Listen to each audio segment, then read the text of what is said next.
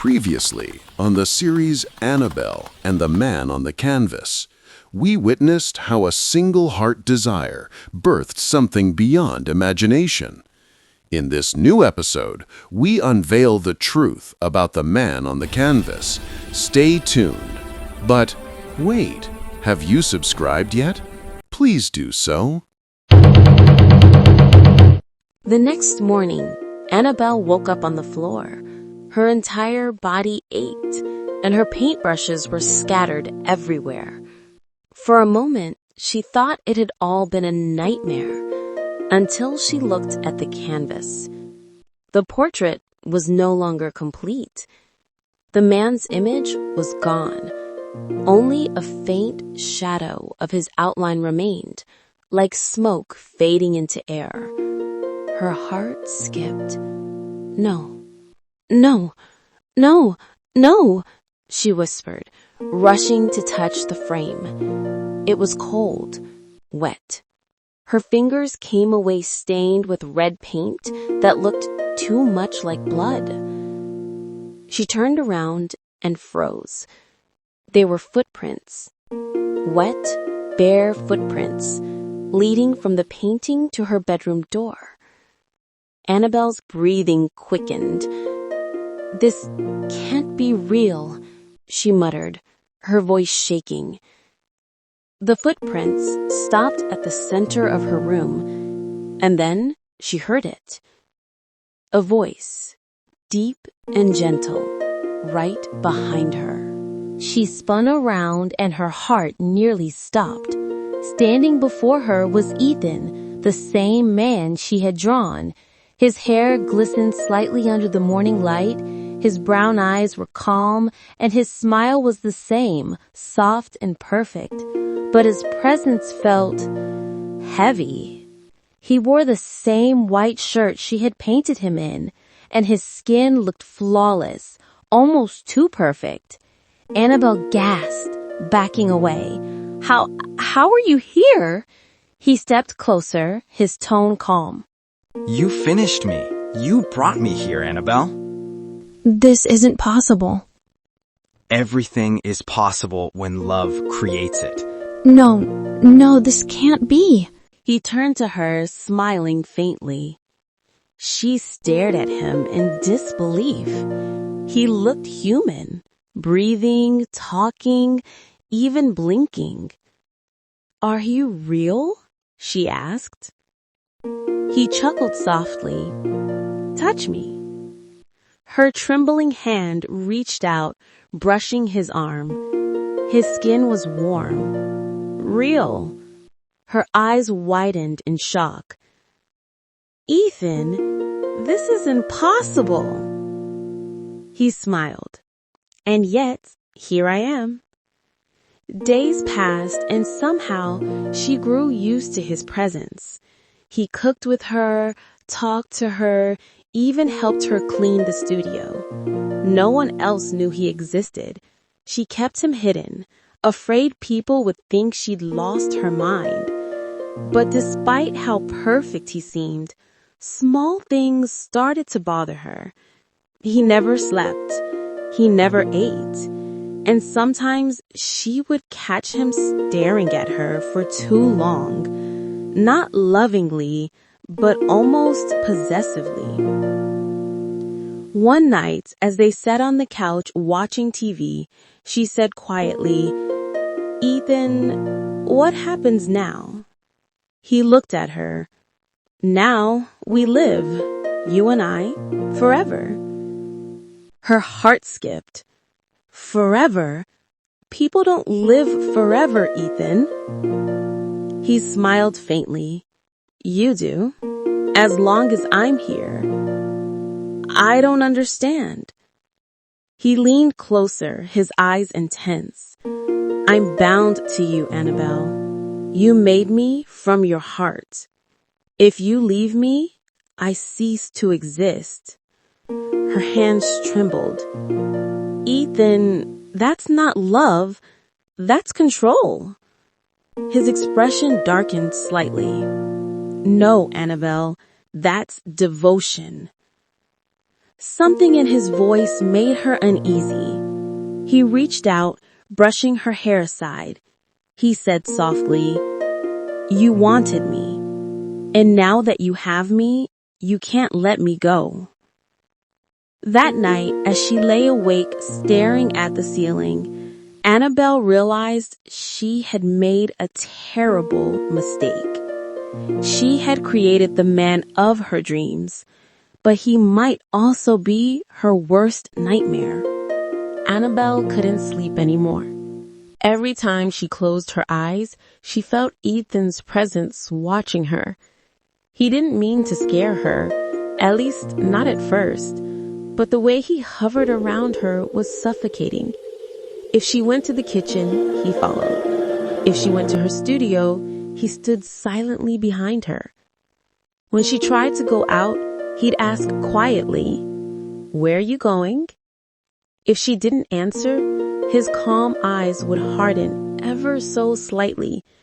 It was subtle, but enough to send chills through her spine. One evening, Tonya came over unexpectedly. Annabelle panicked. She hadn't seen her in weeks because she didn't want anyone to meet Ethan. "Babe, you just disappear like that?" Tonya said as she stepped inside.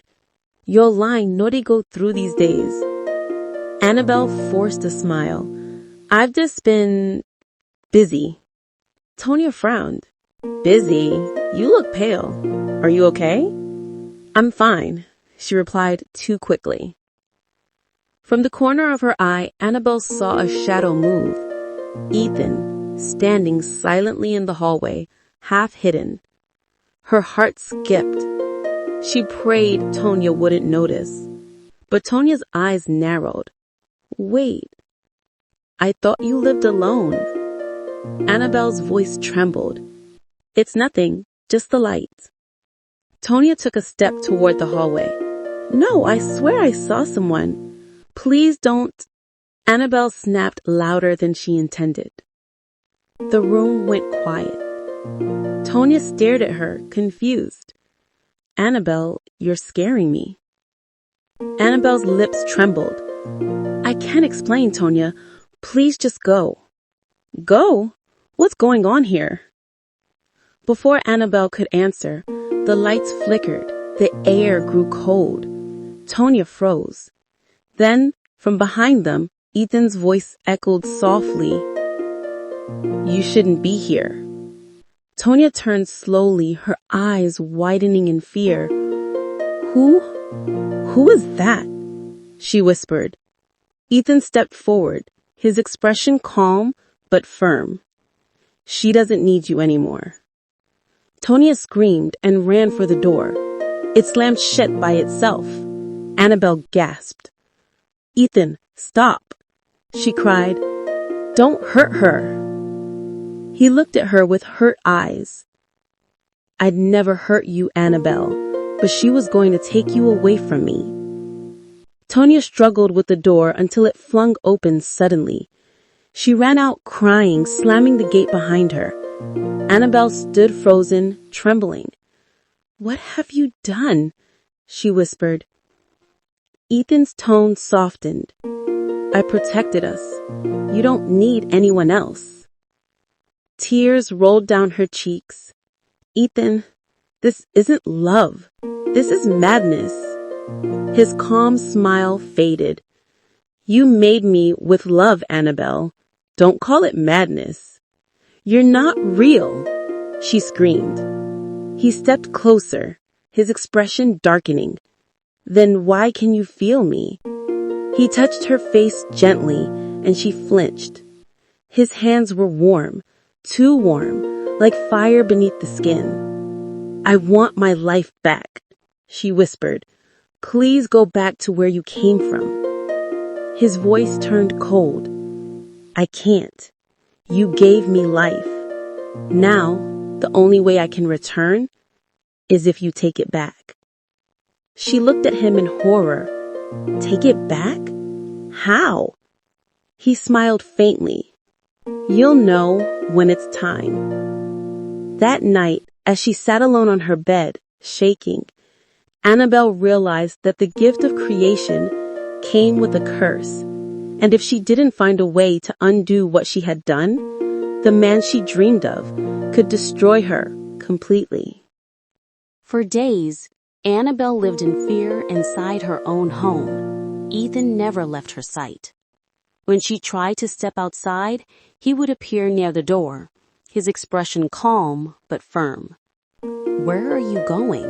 he would ask softly, and even though his tone was gentle, his eyes told another story, a quiet warning that she didn't dare test. She felt trapped, like a bird inside a golden cage.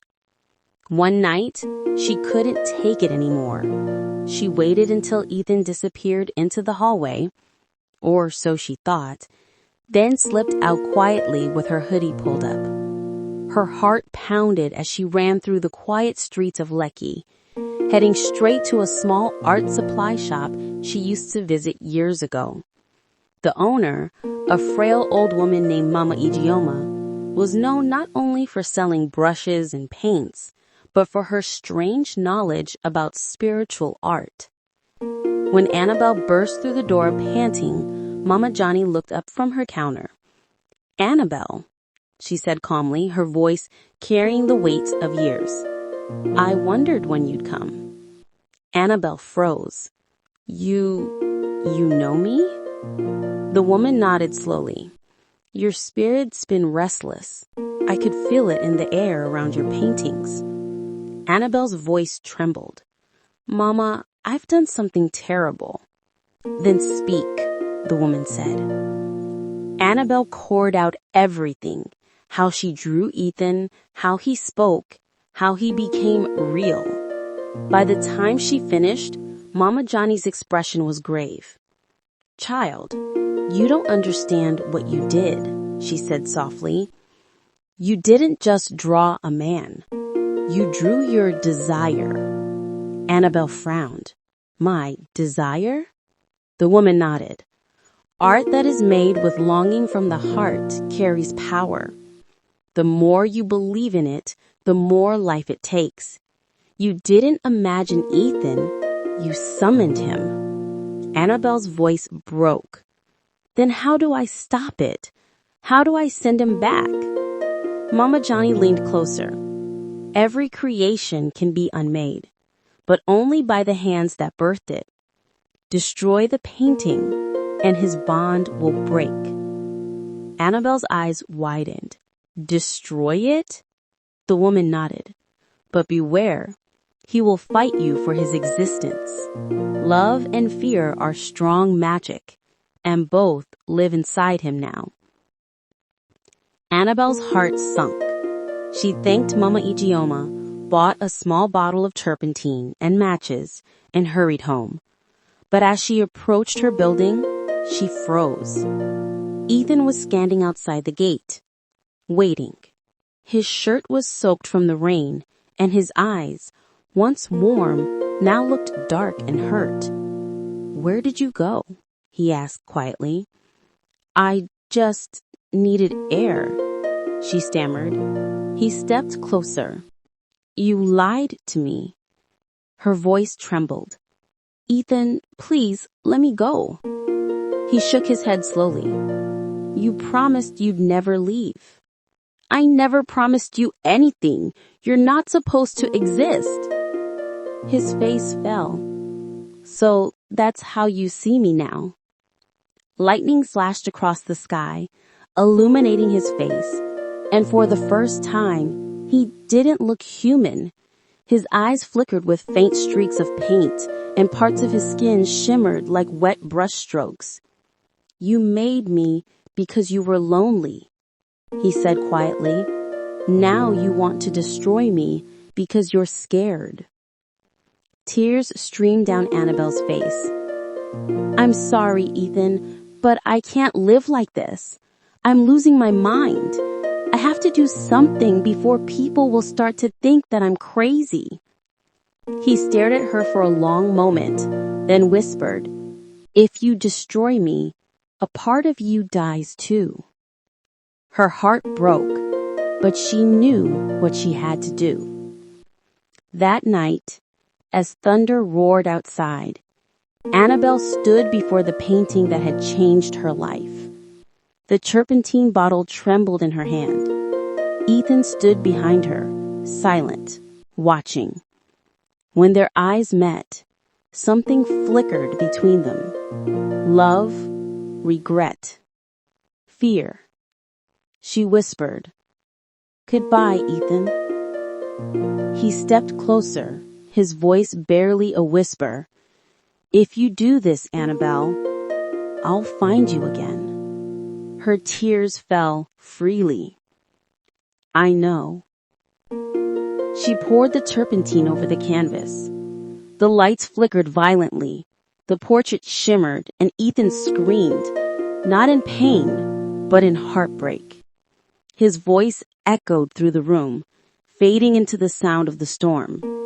The painting began to melt, colors running down like tears. Anabel stumbled back, crying, as the man that she had created began to disappear. When it was over, the room fell silent. The portrait was gone, nothing but ashes and smoke. Ethan was gone too. Anabel fell to her knees, sobbing. The curse was broken, but the emptiness he left behind was unbearable. The night was colder than usual. The wind howled outside Anabel's apartment, rattling the windows and making the curtains sway like restless ghosts. The painting sat on the easel, silent but alive. Ethan stood in front of it, his expression dark and unreadable. His once gentle smile had faded. "Why, Anabel?" he asked softly. "Why are you doing this to me?" Anabel's heart raced. She could feel the fear rising inside her, but she forced herself to stay calm. "Because this isn't real, Ethan," she said, her voice trembling. "You were never meant to exist. I brought you here out of loneliness, not love. And if I don't end this now, I'll lose myself completely." Ethan's eyes glowed faintly, sadness mixed with desperation. "You think you can just erase me? I am a part of you now. Every brushstroke, every thought. You gave me life, Anabel. You made me real." Tears filled her eyes. "I didn't mean to," she whispered. "I just wanted someone to understand me." Ethan stepped closer, his hand almost touching her face, but his fingers flickered like smoke. "Then let me stay. We can be together, you and I, forever." She shook her head, clutching the lighter in her trembling hands. "No, I can't live in a dream anymore." Suddenly, the lights began to flicker. The portrait behind Ethan shimmered, and faint whispers filled the room, like voices coming from another world. "Anabel, don't!"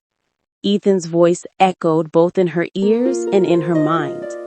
The air grew heavier, pressing down on her chest. The old woman's warning replayed in her head. "If you destroy it, you destroy the bond. He will fade, and you will feel the emptiness of what you created." Anabel hesitated, her hand hovering over the flame. Ethan's face softened, and for a moment, she saw the kind, loving man she had fallen for, even if he was only a shadow of her imagination. "Please," he whispered, "just give me one more chance." Anabel's tears fell freely now. "I wish I could, Ethan. But you're only real because I refuse to face my pain. I can't live trapped in a lie." She struck the lighter and dropped it onto the edge of the canvas. The fire caught quickly, consuming the colors, the strokes, the man she had made. Ethan screamed, not in anger, but in sorrow. His form shimmered, then began to break apart like glass, cracking under pressure. "Annabelle," he said one last time, his voice fading into the wind. When the fire went out, all that was left was ash and silence. Annabelle sank to the floor, sobbing. The apartment was still, and for the first time in months, she felt truly alone. But deep down, she knew she had done the right thing. The nightmare was over. She closed her eyes and whispered, "Goodbye, Ethan." Months passed. Life slowly returned to normal. Annabelle stopped painting for a while, afraid of what her art could do. But one bright afternoon, she decided to visit an art exhibition in town. As she admired the paintings, her heart skipped a beat. Across the hall stood a man, tall, handsome, and impossibly familiar. He turned slightly, and her breath caught in her throat. He looked exactly like Ethan. Their eyes met for a brief second before he smiled politely and walked away. Annabelle froze, her mind spinning. "No, it can't be," she whispered. But something inside her told her this wasn't a dream. Maybe the universe had given her a second chance. This time, not from her imagination, but from reality. She stood there, speechless. What if love can be painted twice? Once in the mind, and once by destiny?